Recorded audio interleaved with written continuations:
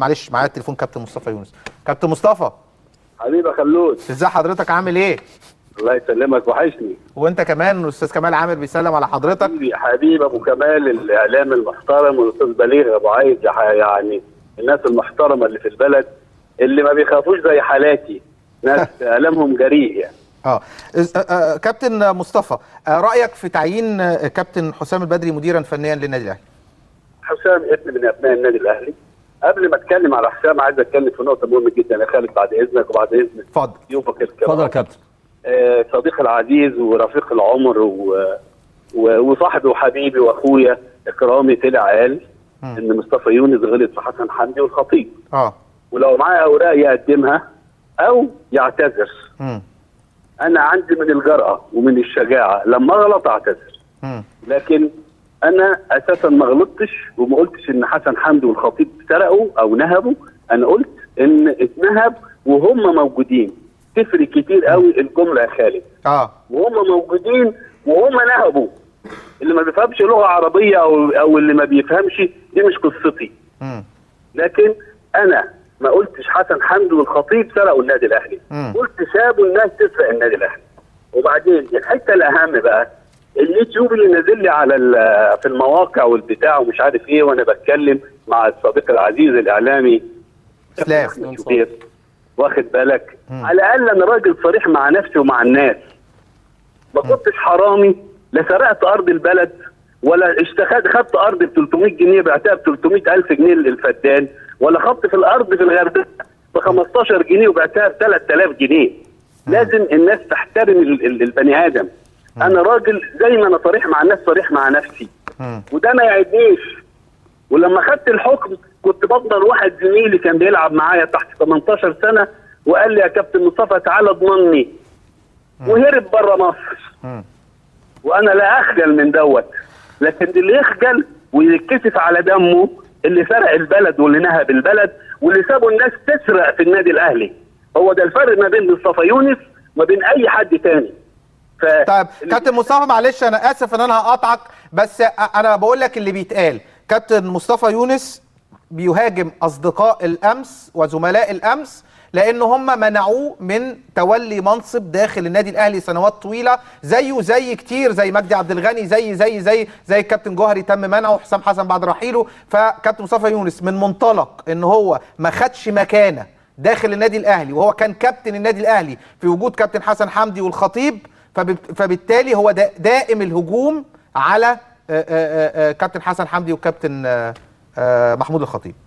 لا، انا لست دائم الهجوم على كابتن حسن حمدي والخطيب، لان دول اصدقاء واخوه وزملاء ملعب. انا دائم الانتقاد لتصرفاتهم جوه النادي الاهلي. واقسم بالله العظيم، اقسم بالله العظيم، اقسم بالله العظيم، اتعرض عليا من هاني ابو ريده، بقول اهو على الهوا، تعالى يا مصطفى واللي انت عايزه هيتعمل لك. قلت له مش مصطفى يونس اللي اتباع واشترى. زي ما قال لي ده امتى يا كابتن دي والنبي عشان الناس بس تبقى عارفه؟ ده ايام ما كابتن حسن حمدي كان ماسك، لانه صديق الانتيم لكابتن هاني ابو ريده. المهندس هاني ابو ريده عرض عليا وقال لي اصحابك عايز يقعدوا معاك. قلت له اروح لهم على ايدي ورجلي، اروح لهم زاحف حسن حمدي والخطيب. مفيش بيني وبينهم اي حاجه، اللي بيني وبينهم ما يحدث في النادي الاهلي.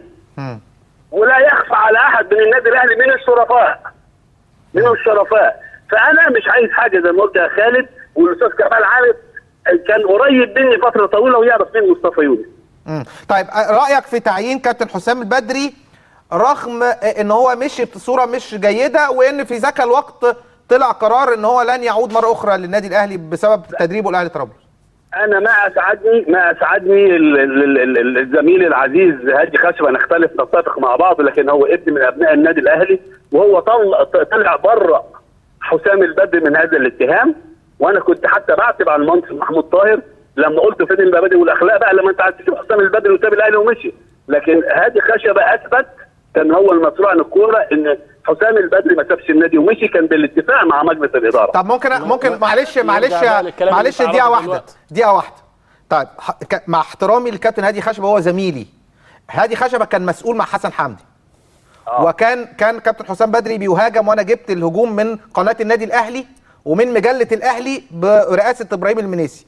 فبالتالي عايز اسال سؤال، لماذا لم يخرج هادي خشبه في ذاك الوقت ويبرئ كابتن حسام البدري؟ عندما يبرئ كابتن حسام البدري بعد مرور سنتين وبعد رحيل المجلس القديم وبعد رحيله هو شخصيا، بيعمل لي علامه استفهام. يعني اللي كان المسؤول في الوقت ده الكابتن عادل القيعي، اللي هو اتكلم وقال لك حسام البدري لن يعود بالظبط. وحتى مجله الاهلي قال لك المجلس قال لك مش يعني لو مجلس عارف هتتكتب ازاي بالبنط العريض في مجله الاهلي؟ يا خالد ابحث عن المصالح. يوضح كده يعني ايه المصالح. كله يتصالح وكله يغير دمه وكله يغير. يا جماعه احنا عدنا في الرياضه النفاق والرياء.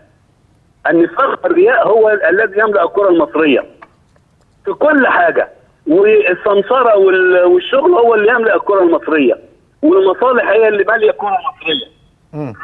طيب اخيرا كابتن، رايك في انتخابات اتحاد الكوره؟ لا بين سنه خلال تمر هندي، وانا اتمنى من خلالك اتمنى ان الاخوه الاعزاء اللي لم يوفقوا ان هم ما يرفعوش قضيه على اتحاد الكوره. عايزين استقرار بخلافي معاهم كلهم اللي موجودين، وكلهم اشتغلوا قبل كده، وكلهم ما عندهمش فكر.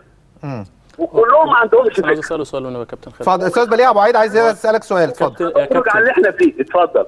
انت عارف انت حبيبي قد ايه يعني، بس انا عاوز اقول لك حاجه. الناس يعني يلوم عليك انت دلوقتي دائم الكلام عن المجلس السابق، وانا عارف ان انت يعني بما يرضي الله انت في وقت عز وفي وقت مجد وما حدش كان بيتكلم، انت الوحيد اللي كنت بتتكلم، فانت الوحيد اللي ليك الحق ان هو تتكلم دلوقتي لانك انت في قوته وفي عنفوانه كنت بتهاجمه. لكن انا بسالك سؤال، انت اتكلمت عن المجلس القديم، تقييمك للمجلس الحالي والفتره اللي فاتت اللي هو الناس ابتعدت عنه واداؤه وطريقته، زي ما اتكلمت عن المجلس القديم برضو اتكلمنا عن المجلس الحالي. الله ينور عليك. انا بحييك يا استاذ بليغ على السؤال ده. انا في بعض الاوقات هاجمت المهندس محمود طاهر لسياساته وان هو ما بيجيبش الراجل المناسب في المكان المناسب، وانا قلت الكلام دوت، وقلت على الهوا في التلفزيون لما حسن حمدي يهدر مال عام ويجيب بطولات في النادي الاهلي يبقى حسن حمدي افضل، لما محمود طاهر يجيب صفقات بالملايين وتقعد بره يبقى لا هو يمشي ويجي حسن حمدي عشان هو بيسعد جماهير النادي الاهلي. طالما ده اهدار مال عام وده اهدار مال عام. طيب ده يبقى كلام فير مني. النقطه الثانيه المهمه يا استاذ بليغ، كل واحد ليه اخطاء، لكن ما يميز محمود طاهر زي ما قال الاعلامي وصديق العزيز كمال عامر، لا في عضو مجلس اداره بيعمل سبوبه، ولا في مشتريات، ولا في سبوبه مقاولات، ولا في سبوبه من هنا ولا من هنا. عشان كده محمود طاهر بيتحاسب. طب ما فيش عمولات؟ طيب لا خالص، ما فيش عمولات في عصر محمود طاهر، ما فيش عمولات ومنحها قطعها عشان باينه بمعنى اصح. نعم. اصل العمولات دي ممكن تكون بعيده عن محمود طاهر، يعني ملوش علاقه بيه. طالما يا جماعه، طالما الراجل ايديه طاهره وايديه نظيفه، واذا كان يعلم ان الناس بتسرق من وراه يبقى مدان معاهم، والسكت عن الحق شيطان. طب اسالك سؤال لذيذ بقى. اتفضل لذيذ. هو ابن مانويل جوزيه كان بيجيب اللعيبه لما كان مانويل موجود، هو ما بقاش يجيب اللعيبه ليه دلوقتي؟ لا يا بيه، مانويل جوزيه اصلا سلطان مش مدرب. لا هو كان يعني هو الوكيل اما مانويل موجود، ومانويل ياخد اللعيبه منه ابنه. طب المفروض بقى لو هو شاطر يستمر حتى لو مانويل مشي، يعني الراجل وكيل شاطر يعني. يا خالد، ما هو عمل كده في اتحاد جده، اتضرب بالشلوت ومشي وجاب 3 لعيبه زي فابيو جونيور كده اللي صاحبنا عمل فيه نص مليون يورو بالمستندات بالورق بالايميلات اللي راحت لحسن حمدي. ما هو للاسف برضه معلش المهندس محمود طاهر والكابتن علاء عبد الصادق عملوا اهدار مال عام برضه، يعني ما تجدد لشريف عبد الفضيل وتجدد لمحمد ناجي جده وتجيب هندريك في الانتقالات الشتويه وتجيب بيتر النيجيري اللي راح الانتاج الحربي ما لعبش، وتدي كل دول بتاع 12 مليون. ما تستفدش منهم في حاجه. كل ده انا قلت زي ما ده اداره عام وبيجيب بطولات، لا حسن حمدي افضل. اداره مال عام هنا لكن بنيه صافيه.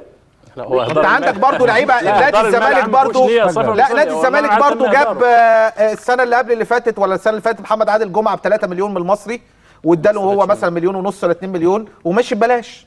يعني كل الفلوس عماله. مفيش حاجه اسمها ملعب في كل دي اخطاء، كل دي اخطاء. عشان كده بنقول ايه يا جماعه؟ في العقود ما جدد غير المدير الفني هو اللي يشتري.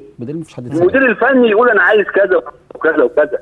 كابتن مصطفى يونس انا بحييك بس عشان حاجه مهمه قوي في حته اللي انت الكلام اللي انت قلته ده، في جزئيه حلوه قوي ان انت في ايام كابتن حسن حمدي وكابتن الخطيب ما كانش لك يعني ما اشتغلتش او اشتغلت طبعا. طب ما هو في عهد محمود طاهر اللي احنا بندافع عنه بطريقه او باخرى، او ان احنا بقدر الامكان عارفين ان هو يعني بنسهل الامور له، ما برضه ما اشتغلتش في النادي الاهلي. اذا انت القيم بتاعتك الحاكمه او اللي انت بتشتغل عليها قيم واحده، وانت راجل ما اتغيرتش، وانت راجل الحق بتقوله. الحمد لله، وده حاجه كويسه. كابتن مصطفى انا بشكرك على مداخلتك واتمنى لك دايما التوفيق يا كابتن مصطفى، ان شاء الله تبقى ضيفي قريب باذن الله يا كابتن مصطفى. اشكرك. نقفل القصه.